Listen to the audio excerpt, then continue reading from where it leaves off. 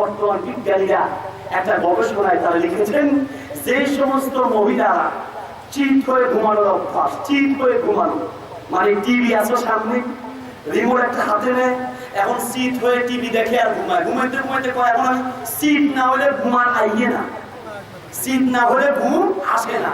অথচ আল্লাহর নবী সুন্নাত হলো ডান কাঁধে ঘুমানো, আল্লাহর নবীর সুন্নাত ডান কাঁধে ঘুমানো।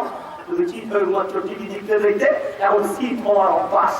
বর্তমান বিজ্ঞানীরা বলছেন অধিকাংশ ওই সমস্ত মায়েদের সিরিয়াল লাগে যারা চিত হয়ে অথবা উপর হয়ে ঘুমানোর অভ্যাস করছে। উপর হয়ে ঘুমানো জাহান্নামের স্বভাব, চিত হয়ে ঘুমানো শরীর খারাপ হওয়ার কারণ। ডান কাঁধে ঘুমাবেন, ব্রেন ঠিক থাকবে, রক্তের পাম্পিং ঠিক থাকবে, শরীর ভালো থাকবে, আল্লাহর নবীর সুন্নাত আদায় হবে। ডান কাঁধে ঘুমাবেন। এবার মুরব্বীরা মনে মনে সিদ্ধান্ত নিচ্ছে আজকে যাই ছেলের পরে দিমু ফিরা, তুই চিত হয়ে ঘুমাইছস এই কারণে সিজা লাগছে। হ্যাঁ, আপনি কেমনে জানেন যে চিত হয়ে ঘুমানোর কারণে সিজা লাগছে? সিজা তো অন্য কারণে হতে পারে, তবে সচেতন করে দিবেন, সচেতন করে দিবেন। একটা সন্তান মায়ের পেটে আসার পরে এই মাকে সচেতন হতে হবে। মা প্রতিটা মুহূর্তে কোরআন তেলাওয়াতের ভিতরে থাকবে। বর্তমান ডাক্তাররা বলছে একজন মা সন্তানকে গর্ভে ধারণ করে এই মা মুখ দিয়ে যা বলে সন্তান তা আয়ত্ত করে নেয়। সন্তান মা যদি বাংলায় কথা বলে, সন্তান দুনিয়া আসার পরে বাংলায় কথা বলাটা আয়ত্ত। এত হাঁটাহাঁটি করে গেল, আপনারা অসময় রাখবেন। প্রশ্ন আপনাদের বলুন, ওয়াজের পরে প্রথম প্রশ্ন আমি মাছটা হয় এই মাইক ম্যান আপনাদের বলতে উত্তর দিতে না, আপনার খবর আছে রাখেন না, বলবেন একজন উঠবেন না, বসেন। কিছু দরকার হলে আমি বলবো, আবার তো কিছু লাগবে না। আমার কোনো সমস্যা আছে, কথাকে বোঝা যায়, ডিস্টার্ব করবে। বসেন, কত টাকা নেই লেখা আছে, লিখে আছে, এখানে আছে। সম্মানিত হাজির বসেন। সম্মানিত উপস্থিতি, হ্যাঁ আমার কষ্ট হচ্ছে, আপনার চেয়ে আমার কষ্ট বেশি হচ্ছে। আমি সেই না ভুলি অনেক কষ্ট করে দিচ্ছি, আমার কষ্ট বেশি হচ্ছে। হাত করবে না। সম্মানিত হাজির, বর্তমান বিজ্ঞানীরা বলছে একজন মায়ের পেটে যখন সন্তান আসে, মা যদি এই সন্তানকে পেটে নিয়ে কোরআন তেলাওয়াত করে, সন্তান দুনিয়া আসার পরে কোরআন তেলাওয়াত শেখা তার জন্য সহজ হয়ে যায়। মা যদি বাচ্চাকে পেটে দিয়ে গান শোনে আর গান গায়, সন্তান দুনিয়া আসার পরে ওই সন্তান স্কুলে যাইতেও গান গাইলে, মাদ্রাসায় গিয়ে পড়াতে আউযুবিল্লাহ, ও বলবে মধু 3 দিন তোর বাড়ি গেছিলাম। আর ওই যে মায়ের পেটে শুনছে, এটাই বলবে। সবার হাজিরিন, বলতে চাচ্ছিলাম আল্লাহু আকবার, নবী সাল্লাল্লাহু আলাইহি ওয়াসাল্লামের সুন্নাত, নবী সাল্লাল্লাহু আলাইহি ওয়াসাল্লামের সুন্নাত। একটা সন্তানকে যখন হসপিটালে হোক আর যেখানে হোক, ডাক্তারকে বলেন ডাক্তার সাহেব আপনার কাজ করে সন্তান জন্ম গেছে, আমি মুসলিম হিসেবে 1 নম্বর দায়িত্ব সন্তানের কানের ভিতরে আযান ঢুকাতে হবে, আযান শোনাতে হবে। কেন আযান শোনাতে হয়? ওই জন্মের পরে আযানের ভিতরে তাওহীদের ঘোষণা আছে, আল্লাহু আকবার, আল্লাহই সবচেয়ে বড়, আশহাদু আল্লা ইলাহা ইল্লাল্লাহ, আল্লাহ ছাড়া কোনো মাবুদ নেই, আল্লাহ ছাড়া মাবুদ নেই, এটা বুঝো। আল্লাহর সঙ্গে কোনো শরীক নেই, বুঝে নাও। এটা বোঝানোর জন্য আযানের ভিতরে যে তাওহীদের ঘোষণা। আপনি কি ভাই মৃত্যুবরণ করবে, কোন মানুষ মারা যাবে, কাজ কি? নবী সাল্লাল্লাহু আলাইহি ওয়াসাল্লাম, হাদিসটি বুখারীতে আছে, হাদিসটি তিরমিজিতে আছে, আল্লাহর নবী সাল্লাল্লাহু আলাইহি ওয়াসাল্লাম লাকিনু মাউতাকুম, লাকিনু মাউতাকুম, তোমরা কালিমা তালকিন করো। মৃত ব্যক্তির কাছে কি কালিমা শোনাও, লা ইলাহা ইল্লাল্লাহ, আল্লাহ ছাড়া কোনো মাবুদ নাই। জন্মের সময় তাওহীদের ঘোষণা, মৃত্যুর আগেও তাওহীদের ঘোষণা। আপনি সালাত আদায় করতে যাবেন, নামাজ পড়তে যাবেন, আযান দিলে আযানের ভিতরে তাওহীদ আছে, ইকামত হবে, ইকামতের ভিতরে তাওহীদ আছে।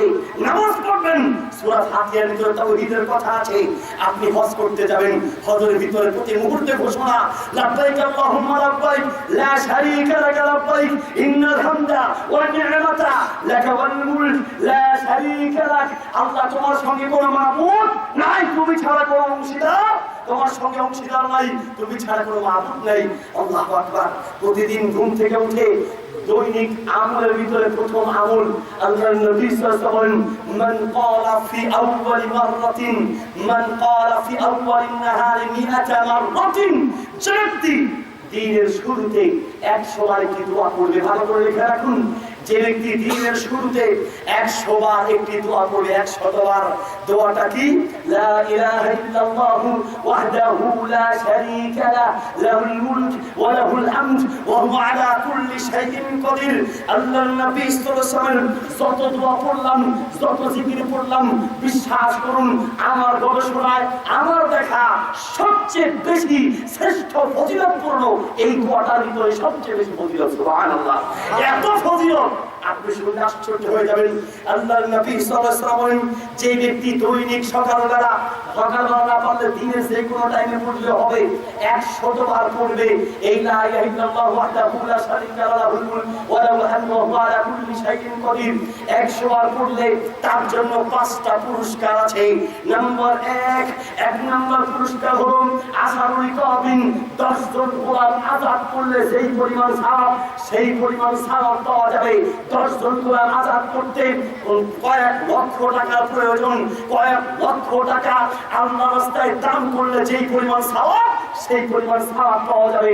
নাম্বার 2 কুতিবাত লাহু মিয়াতু হাসানাতিন, তার আমলনামায় 100 নেকি লেখা হবে। নাম্বার 3 মুহিয়াত আনহু মিয়াতু সাইয়্যাতিন, তার আমলনামা থেকে 100 গুনাহ মুছে দেওয়া হবে।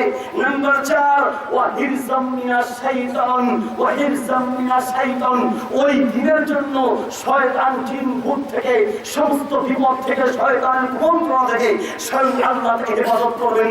নাম্বার 5 নাম্বার ফজিলত হলো আল্লাহর নবী সাল্লাল্লাহু আলাইহি ওয়াসাল্লাম বলেন, ওই দিন যে যত আমল করুক তার চেয়ে বেশি সওয়াব আপনার আমলনামার ভিতরে থাকবে। আল্লাহু আকবার। আপনার চেয়ে নেকি দিয়ে কেউ অগ্রসর হতে পারবে না। হ্যাঁ, আপনি 100 বার করেছেন, কেউ যদি 200 বার পড়ে এগিয়ে যাবে সে, যদি কেউ 300 পড়ে সে আরো এগিয়ে যাবে, কেউ 400 বার পড়লে সে আরো এগিয়ে যাবে। প্রিয় হাজিরিন, এটা হলো শ্রেষ্ঠ হওয়ার এক মহাসোপান, শ্রেষ্ঠ হওয়ার একটা আমল। লা ইলাহা ইল্লাল্লাহু ওয়াহদাহু লা শারীকা লাহু লাহুল মুলকু ওয়া লাহুল হামদ ওয়া হুয়া আলা কুল্লি শাইইন কাদির। এখানে তাওহীদের ঘোষণা আছে, আল্লাহ ছাড়া কোনো মাবুদ নাই। এজন্য এই দোয়াটা এত দাম। সম্মানিত হাজিরিন, এই দোয়াটার ভিতরে এই দোয়াটা পড়লে 5টা পুরস্কার বলেছি। 1 নম্বরে 10 জন গোলাম আযাদ করার সওয়াব, কয়েক লক্ষ টাকা আল্লাহর রাস্তায় দান করার সওয়াব। 2 নম্বরে 100 নেকি লেখা, 100 নেকি আপনার আমলনামায় লেখা হবে। 3 নম্বরে 100 গুনাহ মাফ করা হবে। 4 নম্বরে শয়তান থেকে মুক্ত করা হবে। 5 নম্বরে ওই দিনের জন্য আপনাকে আমলের দিক থেকে শ্রেষ্ঠ হিসেবে ধরা হবে। সম্মানিত হাজিরিন, এই সওয়াবের কারণে এখানে তাওহীদ আছে। আপনি ঘুমাতে যাবেন, আল্লাহর নবী সাল্লাল্লাহু আলাইহি সাল্লাম বলেন, সাহাবীকে শোনো, যখন তুমি ঘুমাতে যাবে, ঘুমাতে যাওয়ার আগে তুমি সূরা কাফিরুন পড়বে। সূরা কাফিরুন কেন? এই সূরার ভিতরে শিরক থেকে মুক্তির ঘোষণা আছে। কুল ইয়া আইয়ুহাল কাফিরুন, তারপরে কি? লা আ'বুদু মা তা'বুদুন, ও মুশরিকরা, তোমরা যে সমস্ত শিরক করো আমরা তোমাদের সঙ্গে নই, আমরা ওই এক আল্লাহর ইবাদত করি। এই সূরা শিরক থেকে মুক্তি শেখায়। লাকুম দীনুকুম ওয়ালিয়া দীন, আমরা এটারে আবার শিরকের কাজে ব্যবহার করি না। আউযুবিল্লাহ। কয় লাকুম দীনুকুম ওয়ালিয়া দীন, আল্লাহ বলছে তোমরা যা মন চায় করো, আমরাও যা মন চায় করি, তোমাদেরটাও ঠিক আমাদেরটাও ঠিক। তাফসীর কি ঠিক? কথা বলো, তাফসীর কি মোটেও ঠিক নয়। লাকুম দীনুকুম ওয়ালিয়া দীন মানে আমারটাও ঠিক তোমারটাও ঠিক না, না এটা নয়। লাকুম দীনুকুম, লাকুম দীনুকুম মানে লাকুম দীনুকুম, লাকুম জাযাউ আমালিকুম ওয়া লানা জাযাউ আমালিনা, আমাদের জন্য আমাদের কর্মের ফল, আমরা আল্লাহর ইবাদত করছি, আমাদের কর্মফল জান্নাত, আর তোমরা শিরক করছো, তোমাদের কর্মের ফল জাহান্নাম। আমাদের জান্নাত, তোমাদের জাহান্নাম। এই কথাই বোঝাতে চেয়েছে। সম্মানিত হাজিরিন, বলতে চাচ্ছিলাম, যেই কোনো বড় বড় দোয়া আপনি বলবেন, আয়াতুল কুরসি তাওহীদের ঘোষণা আছে, সূরা কাফিরুন তাওহীদের ঘোষণা আছে, প্রায় পৃষ্ঠায় পৃষ্ঠায় তাওহীদের ঘোষণা। দুঃখের সাথে বলতে হয়, আমাদের দেশের ইমামও তাওহীদ বুঝে না, মুক্তাদিও বুঝে না। কথা বলেন, কথা বলেন, ইমামও তাওহীদ বুঝে না, মুক্তাদিও বুঝে না। সম্মানিত হাজিরিন, তাওহীদ মানে হচ্ছে আল্লাহকে এক হিসেবে মানা।